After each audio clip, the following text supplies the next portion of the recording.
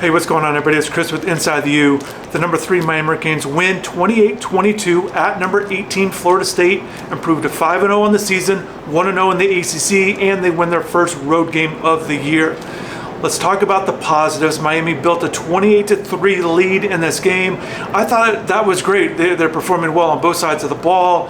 It was highly impressive, especially with how it started with Florida State getting that field goal on the opening drive, allowing big plays, a couple of 15-yard runs. They give up that long pass kind of right behind me here. And, you know, Florida State was essentially out and running. Great crowd here. Essentially, the stadium was filled to the top. A lot of Miami fans here as well. But Miami holds tight at the 5-yard line, holds them to a field goal. And then Florida State, surprisingly, didn't score for the next 7 drives. Miami creates 3 turnovers, 2 interceptions. Bryce Fitzgerald, shout out Jacoby Thomas with an interception, a sack, forced fumble. You don't see that combination very often, and he was certainly excited about his play in this game. Carson Beck, offensively, I'll get more back into the defense, but offensively, 20 of 27 for 241 yards, 4 touchdown passes for only the 5th time in his career, first time at Miami.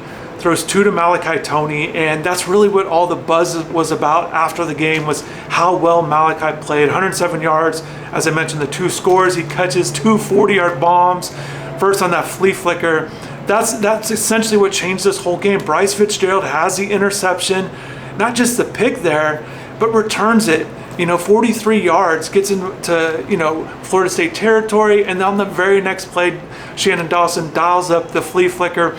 Carson said after the game, he his eyes get big when the play call comes in. He just gets so excited when they're getting ready to take a play or have a play like that. And I thought it was great. I was watching the routes unfold there. 3 receivers go out on that flea flicker.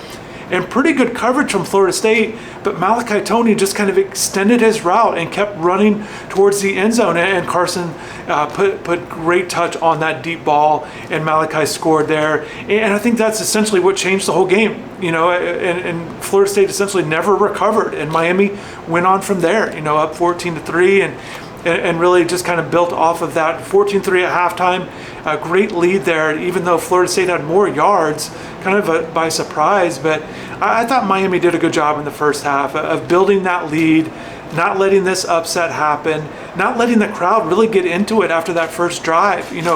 Florida State looked really good on that first drive. It looked like, okay, here we go. Florida State has that explosive offense. We'll see how Miami adjusts coming off a bye week, which is, just kind of a note. Miami's off again next week, just an oddity of this schedule.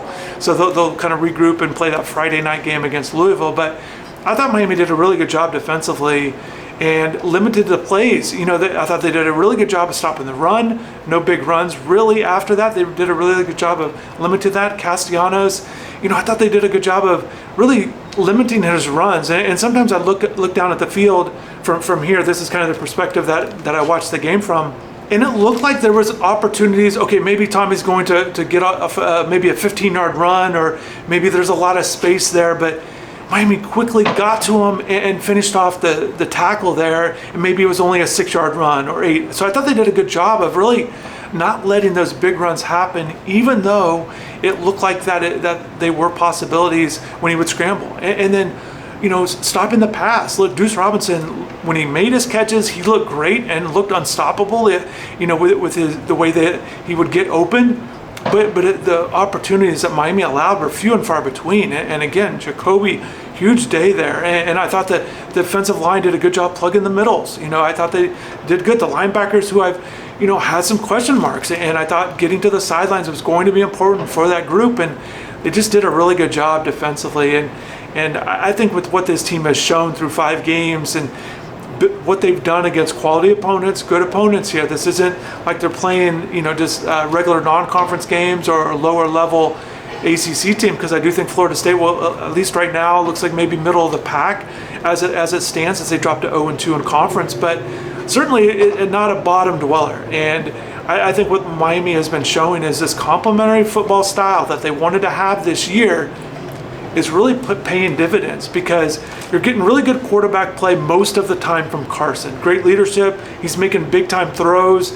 It was second half. There was a time where Carson didn't even get a first down, but I just was impressed with how he goes from right hash to the left out, just that strength, or just kind of this simple first down to Alex Bowman. Just the little things are adding up with Carson's performances as well. But those deep balls were highly impressive, especially. Look, he kind of overthrows, or maybe Malachi just couldn't quite stretch out on that one deep ball, and then kind of miscommunication. He had pressure, and CJ, essentially looked like he ran the route, and Carson wanted to go deep. So that was an incompletion. But for a long time, those were the only two completions for Carson. So Carson's ability to throw the ball deep, and that's clearly things I saw last year at Georgia. That he's willing to throw the ball to his receivers down the field. We saw it in the first game against Notre Dame, again, to CJ Malachi, and that's what we saw tonight. So CJ Daniels, 2 touchdowns as well. Really big-time catch. I thought that 43-yard catch down the middle of the field early in the game really, helped solidify Miami's offense of okay, we made a big play. They didn't have very many yards at that time, and then they kind of go in and go for it on 4th down, 4th and 1 there. They get it and go ahead and score the touchdown. So I thought it was great for Miami to build that lead early in the game when it didn't look like that they were going to early on, but they quickly erased that early deficit, didn't allow Florida State to get any other points in the first half, and certainly looked good in building that lead.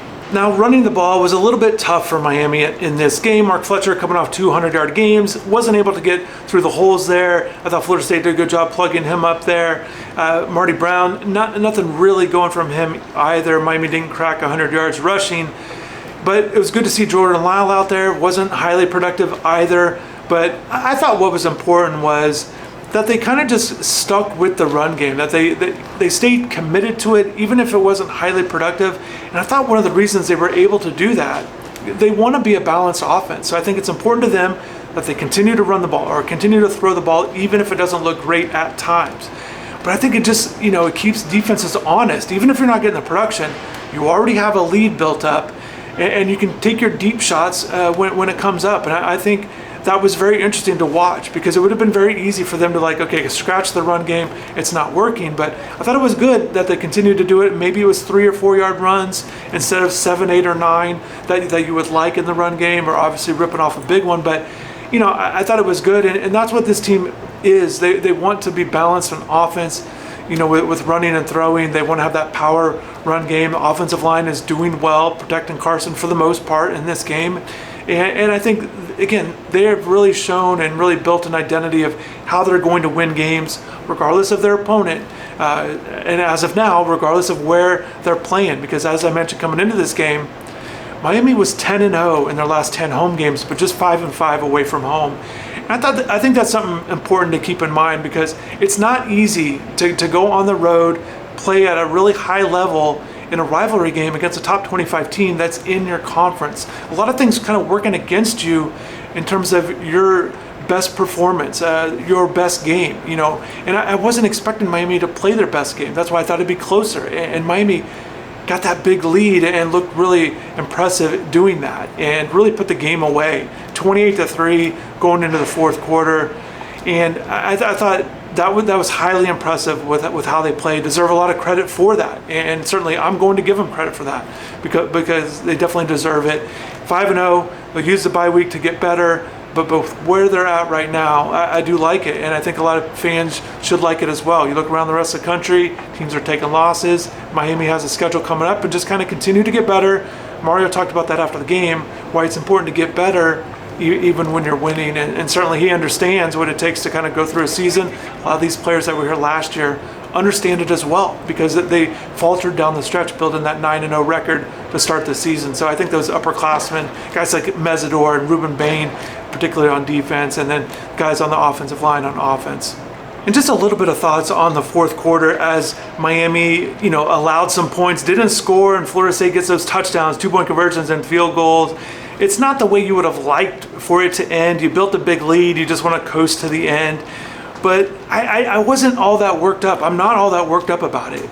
Yes, they've got to get better, clean some stuff up. But I think in sports, sometimes when you build a big lead, I certainly know this, that either you take your foot off the gas and kind of the other team, doesn't matter the sport, the other team can, kind of put some things together. But I think the key point with the fourth quarter, the way I'm processing it, is it never really felt like Florida State was going to win the game.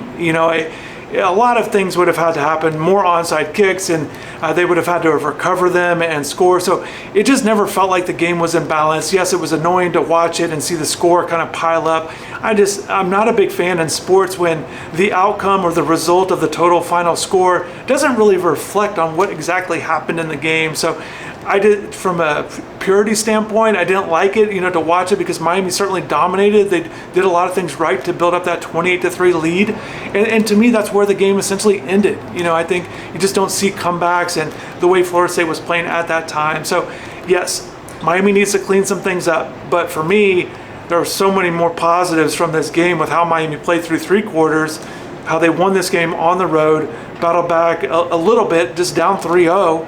But Florida State didn't do anything for the next 7 drives, and Miami built the big lead, exciting plays. Miami was the better team clearly in this game. That's my big takeaway. And, Florida State was essentially had no answers offensively or defensively for Miami.